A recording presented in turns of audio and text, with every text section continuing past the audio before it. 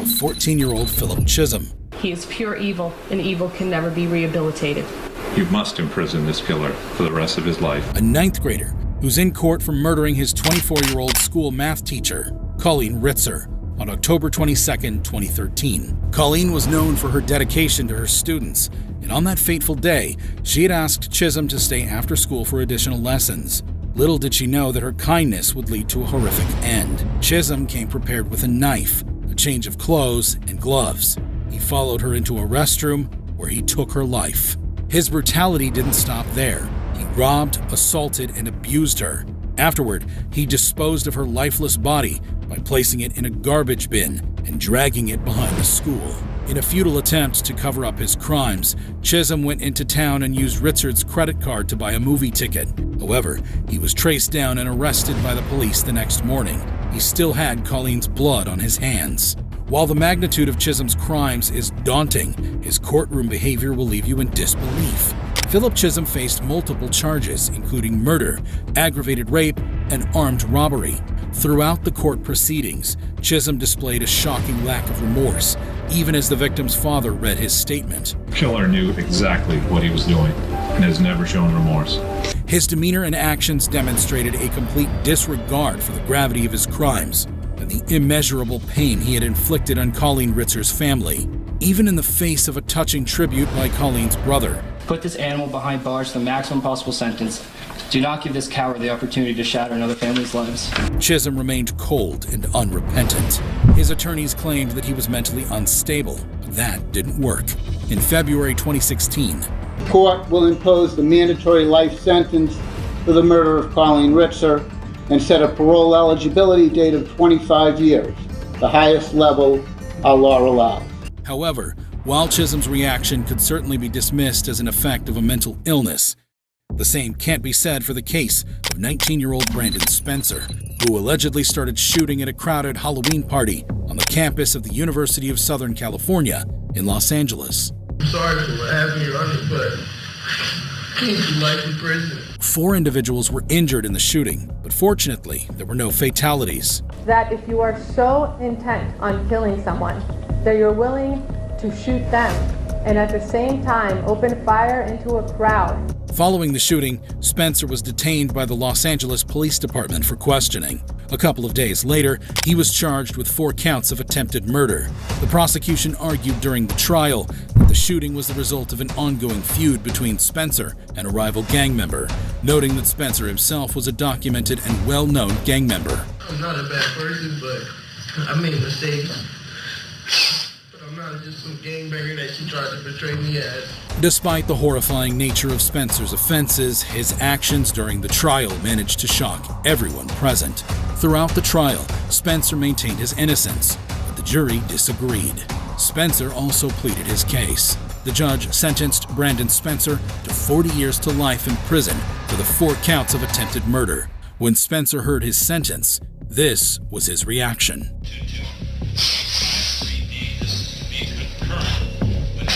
However, while Spencer's behavior raised eyebrows, it's nothing compared to the explosive actions of 15-year-old Conrad Schaefer during their trial. This was a 15-year-old who was out semi-automatic rifle shooting up. Schaefer shocked Osceola County when he and his friends began randomly shooting at the residence, resulting in the tragic death of 17-year-old David Guerrero, who was on his way to work.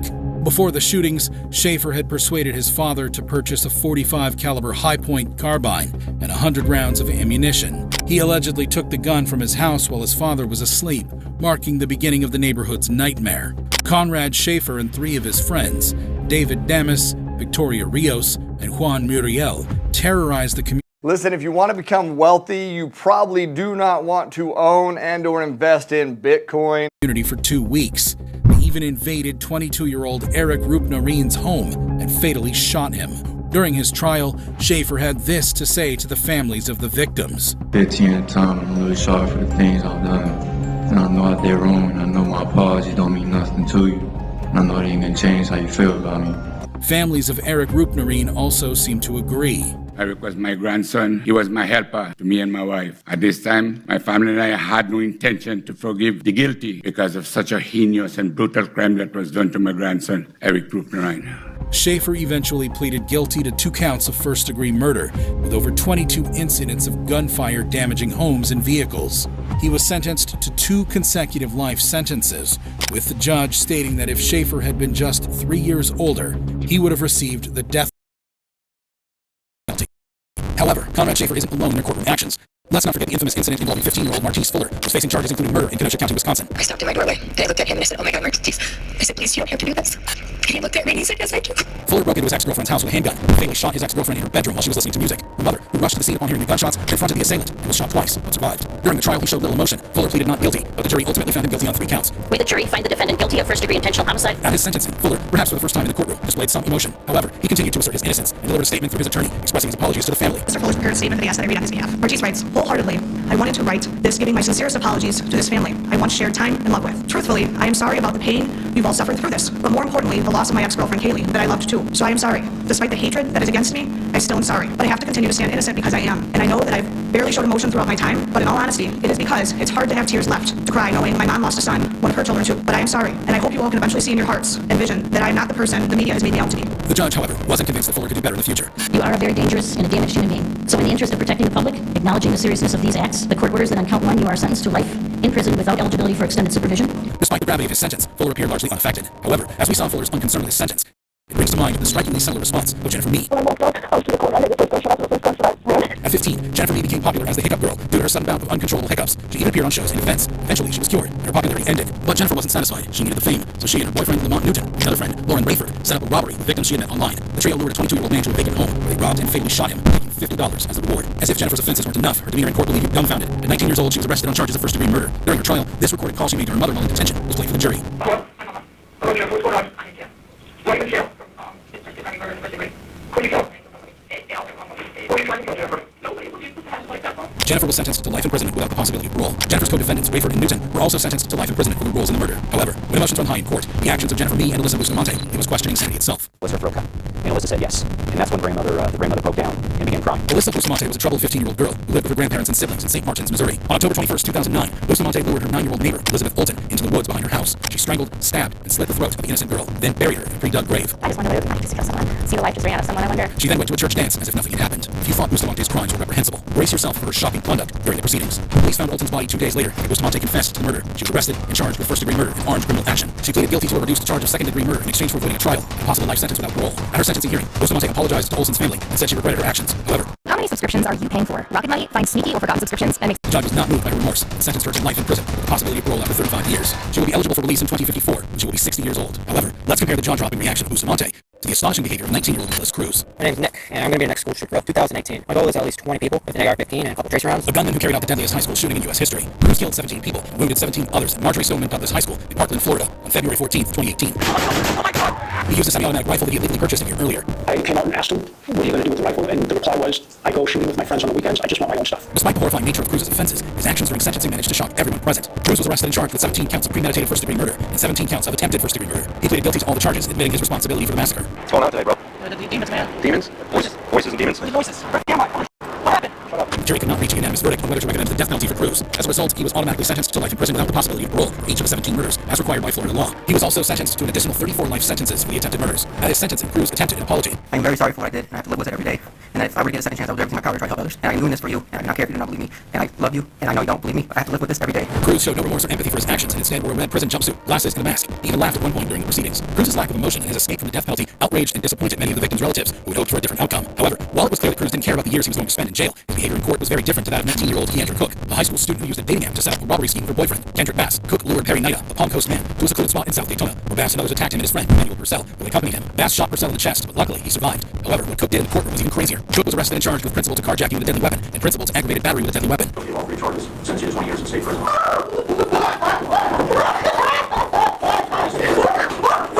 Cook was later allowed to withdraw her plea and cooperate with the state to testify against Bass. He was also charged with attempted murder. She entered a new plea deal and received a reduced sentence of 11 years in prison and 20 years of probation. She apologized to the victims and their families. I'm sorry,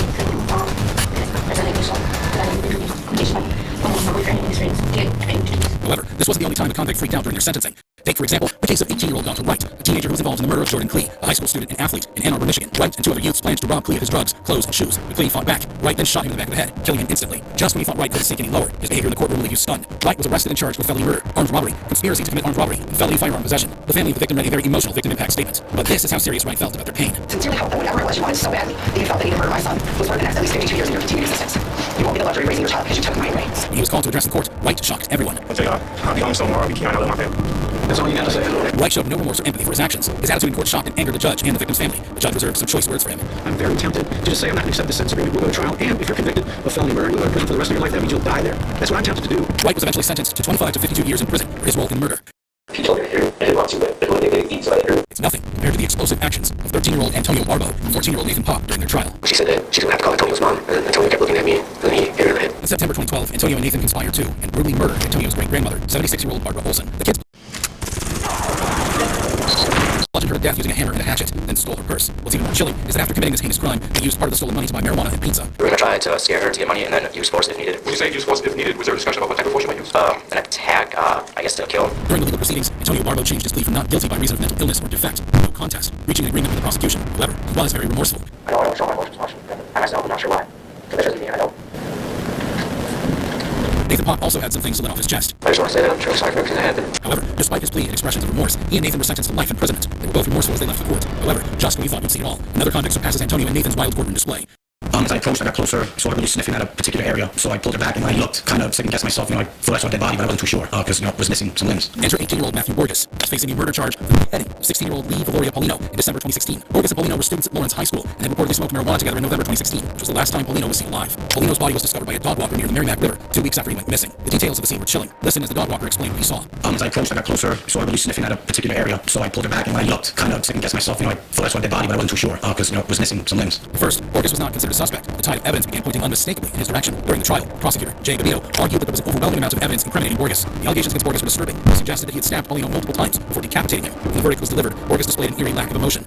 Matthew Borges is guilty on the charge of first-degree murder. Eventually, he was found guilty of first-degree murder and sentenced to life imprisonment, with the possibility of parole only after serving 30 years. However shocking Borges' reaction to his sentence was, how does it compare to the reaction of 16-year-old Dylan Schumacher, who was in Buffalo, New York courthouse? I am 16-year-old Don. Probably all I have to do is cry in front of a jury, and they're going to feel sorry for me. On charges of second-degree murder. In March 2013, Schumacher was babysitting his 18-year-old girlfriend's child while she went to work. He was inside a Springville home shared with his parents. Tragically, that evening, Schumacher beat the 23-month-old Austin to death. Following this horrifying incident, Schumacher was arrested and charged with the murder of the toddler, along with child abuse charges. Schumacher claimed he didn't intend to harm the child or cause his death, stating that he was trying to get the child to stop crying. At 16, you knew not to keep pounding your fist on the pillow in the pain center. That little boy had me terrified. Probably he had a hard time breathing, and then you repeatedly punched him so hard as to cause his death by bleeding on the brain. If you thought Schumacher would be remorseful for his crimes, you're wrong. As Schumacher entered the courtroom for his sentencing, he couldn't even get settled behind the defense table before breaking into tears. That's right, Schumacher expressed how sorry he was for his actions.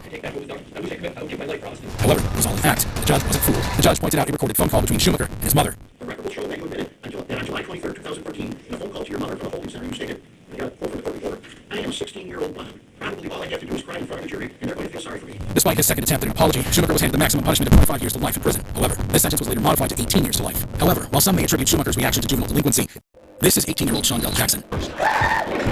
Facing charges of murder in the Milwaukee County Courthouse, Jackson and his friend were out to rob when they crossed paths with 21-year-old Nathan Potter, a University of Wisconsin-Milwaukee college student, heading to his apartment. The friends approached Potter, demanding money. Potter was only a student and had no money. When Jackson realized Potter had no cash to offer, he shot him, killing him. After the murder, Jackson fled to Mississippi, but was ultimately arrested thanks to a tip from his uncle. I have no time to think about a whole lot of things now, because you just can't take nobody life. That is wrong. As if killing someone at 18 was not outrageous enough, Jackson's actions in court were even more dramatic. During his trial, Jackson's actions in the courtroom drew attention. Here, Jackson is gesturing towards the victim's family, totally unremorseful about his actions. Jackson was quickly escorted out of the courtroom, but as he was leaving, Jackson flashed a disturbing smile toward the grieving family. Now in his sentencing, Jackson's mother had an opportunity to address the court. When I saw it on the news, I cried. I'm like, oh my God, I can't imagine what that mother is going through.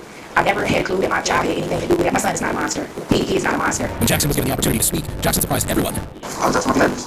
Please, don't take my heart from me. That's right. In a last-ditch attempt to save himself, Jackson pleaded for leniency and offered an apology for his actions. Now it is time for the judge to deliver his sentence. We need to protect the community, which I also fear for with Mr. Jackson, and I am going to sentence Mr. Jackson to life imprisonment without possibility for extended supervision. We know that that is something that is reserved in most serious cases, and Jackson was sentenced to life imprisonment without the possibility of parole. But when Jackson heard that he would be spending the rest of his life in prison, he couldn't contain his emotions.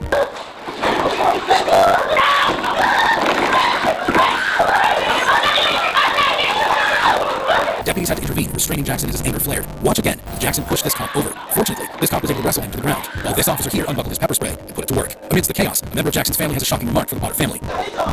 Eventually, Jackson was let out of the court to spend the rest of his life behind bars. But Nathan Potter's parents had a few things.